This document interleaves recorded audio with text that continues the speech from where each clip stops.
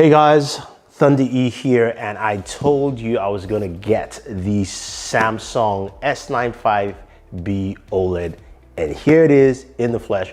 And this is probably the first unboxing for this TV, so let's get into it. This comes in an eco-friendly packaging, which Samsung has taken this year. So we've got, of course, our trusty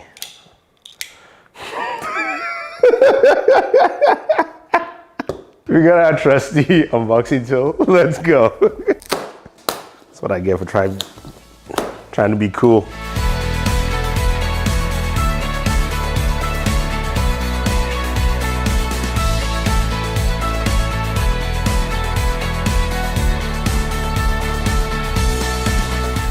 Here are the ports for our Samsung S95B OLED. We've got two USB ports 2.0. And then we've got 4 HDMI ports. As you can see, on the top it has the gaming logo, which means all 4 ports are HDMI 2.1 capable ports, which is great. Samsung used to have 1, now it's 4. The third one is an eARC. We've got our LAN port, and then we've got the antenna here, which is great for people who like to use digital antennas. Once you have your base connected to the second segment here, this is very important because it only comes with 4 screws, which are used to connect the base and the second segment. You want to open these latches here because this is going to slide in and lock into place on the TV. Let's go ahead and do that. This is where your base is going to connect, and you're going to slide it into these 2, or actually 4 in total positions, and then lock it into place. There are no screws or anything here. So let's go ahead and do it. Then you slide it forward, and then you lock it into place. And that's it. And this is the brand new Samsung remote. As you can see, it has a traditional styling from their high-end remote from last year. With 2 new buttons, there is the addition of Disney Plus, as well as that 3-card button at the top right-hand corner. Does have a built-in battery, which is rechargeable via USB Type-C, which is great, as well as solar charging. You can use your indoor lights, it doesn't matter. And this now supports charging of radio waves or radio frequencies. So your radio waves in the house will charge this remote to use. All right, we have our TV on our TV stand, and just remind you guys, when you're doing the setup again, make sure you get somebody else to help you, because this TV is very light and super thin, so you don't want it dropping, you don't want to break or damage anything. So we're on the setup screen after you powered it on, and you have 2 simple options. You can either use your smartphone or remote step-by-step. I'm going to use a remote step-by-step because not everyone might have a Samsung smartphone, or of course use SmartThings. So I'm going to start the process. It says check your smartphone for a QR scan if you want to use your smartphone. I'm going to go back to previous, and I'm going to move over to the right and go remote step-by-step. Boom. All right, let's do that. So it auto-detected 2 devices connected. As you can see, all you need is Samsung Smart Remote. It has, of course, my Xbox Series X, as well as my PlayStation 5. And already my PlayStation is connected and turned on. I can turn on those devices if I choose to, which I will right now. So both devices are on, it recognizes them. Now let's start auto setup. Or you can do retail mode. So searching for Wi-Fi, find your router. It also has an Ethernet port, you can connect to it. This is using the 5 GHz network. As you will note, this TV does not support Wi-Fi 6 or Wi-Fi 6E, which is a bit disappointing, but we can use our 5 GHz network, which is pretty useful. Now, it's checking for an update, making sure it has the latest version for the TV, and it looks like it might have found something. Install that update now or do it later. Go ahead and do that. Let's let the update process do its thing. All right, so we can go ahead and sign into our Samsung account, or we can create a new one, or we can skip. But I do have a Samsung account, so I'm going to go ahead and do that. And now we have the ability to scan a QR code. We can sign in the other way if we choose to. So I'm just going to go ahead in front and sign in that way, and make it easy, and boom, I'm already signed in on my phone. got it. As you can see, my name's there.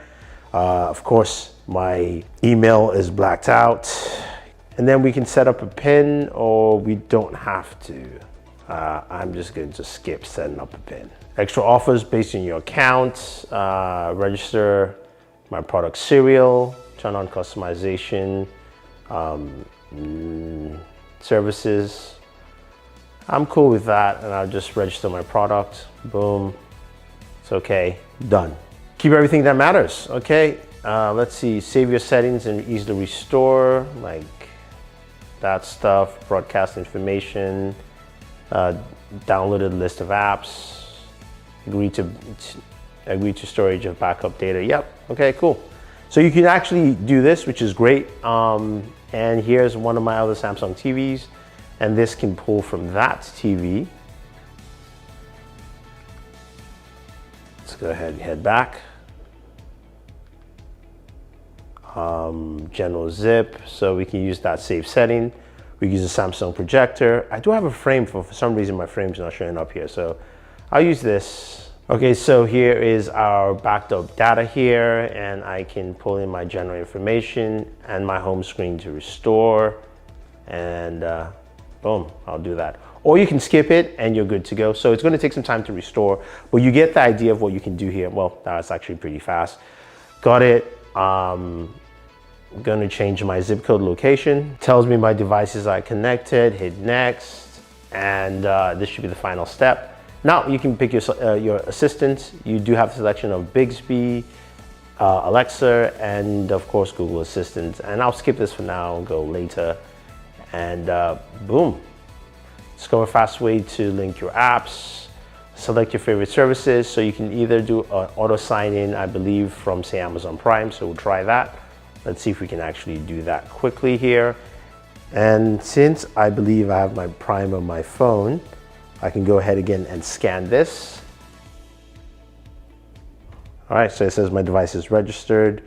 Should show up registered here. I hit close, waiting for you to confirm your account. It's complete, cool. I don't have Hulu, so I'm just gonna hit next. Take your experience to the next level. Active voice amplifier, let's definitely try this out.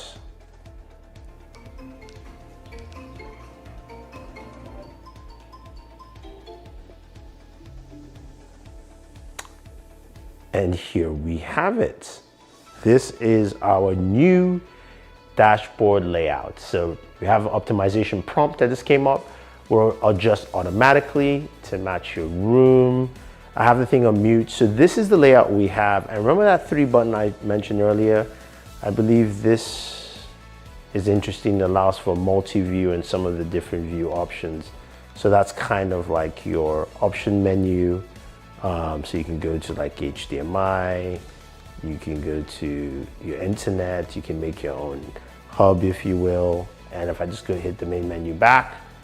So this is our main TV hub. It has changed from what we had in the past. Now we have this whole large menu where you still have your list of apps on top, and then you can move down and that takes you to Samsung TV Plus. We've got free movies and all that fun stuff there. But your apps are here, and this is kind of like the media hub now. This is where all your media will be housed. But according to Samsung, there should be another hub, which will also have all your games. So you can have all the games in one section, including gaming apps and gaming consoles. So right now, to access my games are under HDMI 1. At least right now, that's where the Xbox is. So I can go ahead and jump in there. And that takes you to, of course, the Xbox Series X, or the PlayStation 5 or whatever. So we're gonna spend time with the TV. We're going to, of course, give you a full review. Let us know what games you want to see, what kind of content you want to see on this, and what else you're looking for on this TV. I mean, this is excellently priced at $2,999 for an OLED TV from Samsung. Much cheaper than most people expected for the 65-inch, while the 55-inch is priced at $2,199. So there's a lot to see here with this TV. Can't wait to try it out, especially with this new interface. I'll give you guys more thoughts on this as we go along. So don't forget to like, share, subscribe, guys, and always enjoy your entertainment, and catch us on the next one.